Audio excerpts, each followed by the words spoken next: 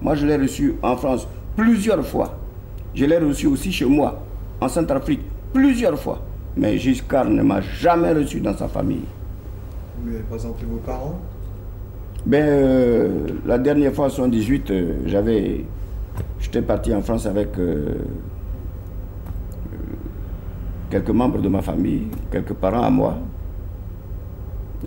Parce que chez nous, les Africains, quand vous pouvez présenter la France à vos parents, ils sont très contents parce que d'autres entendent parler, ils ne savent pas ce que c'est que la France. Alors comme moi, j'avais le privilège d'avoir des maisons en France et d'avoir les moyens de déplacement, par exemple l'avion. Je partais, j'amenais mes parents pour leur montrer la France et pour dormir avec eux chez moi.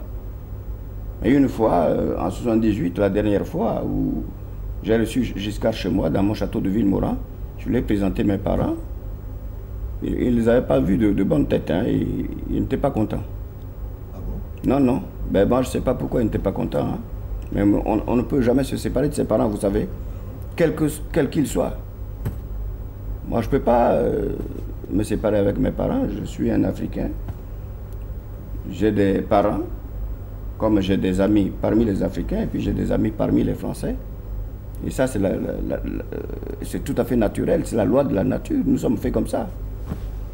Mais Giscard, il supportait mal mes parents.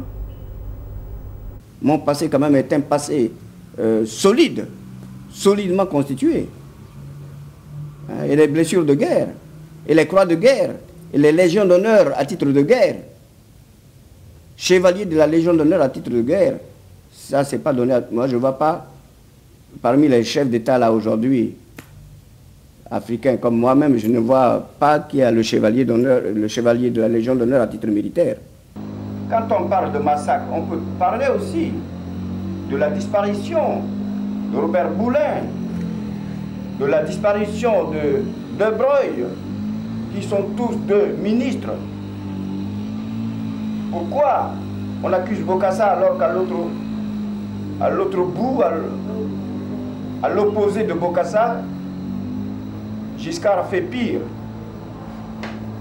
Giscard a fait pire. J'avais omis de vous donner quelques précisions qui sont utiles et indispensables pour vous, que vous devriez savoir. C'est que premièrement, Giscard, dès qu'il m'a fait déposer, il a fait enlever tous les documents qui attestent la sortie des diamants de la taillerie nationale centrafricaine.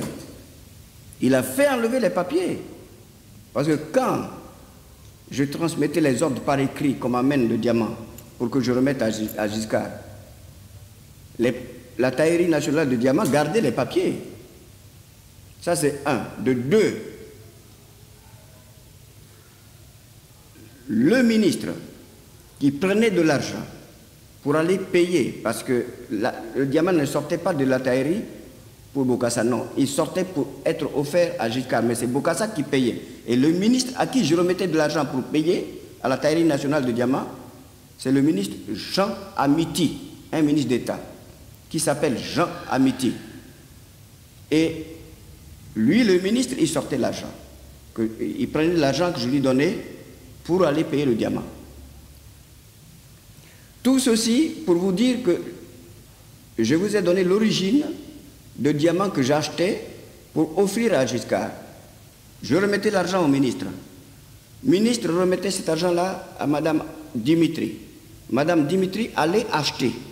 Et elle a amené le diamant devant le ministre Jean Amiti. Je gardais le diamant comme c'était pour Giscard. Dès que j'avais contact avec Giscard, je le lui donnais. Alors c'était quoi? C'était un diamant? Non. C'est toujours plusieurs, c'est dans des écrins.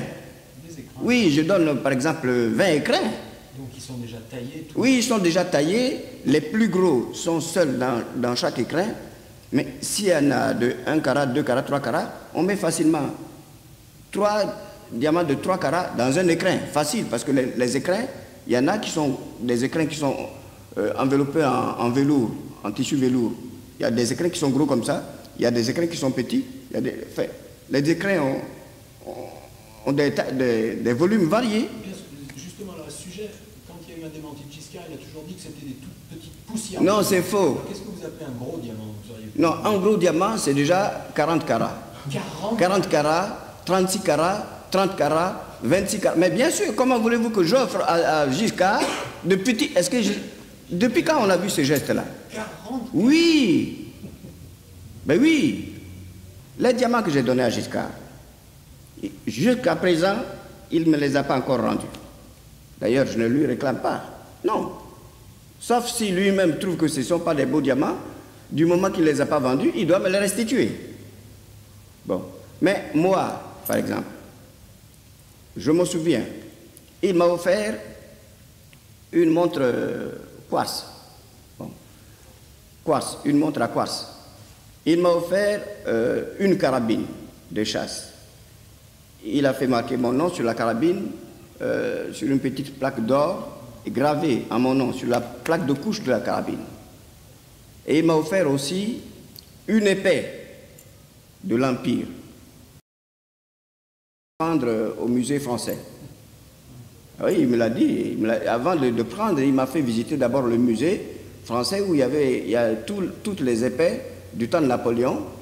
Et quand j'ai terminé la visite de ce musée, il a demandé au concierge du musée de lui apporter l'épée que Napoléon aimait beaucoup.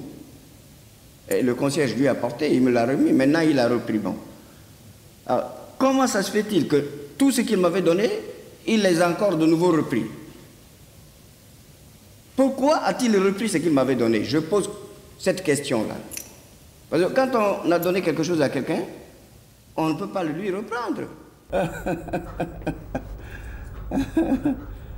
C'est fermé.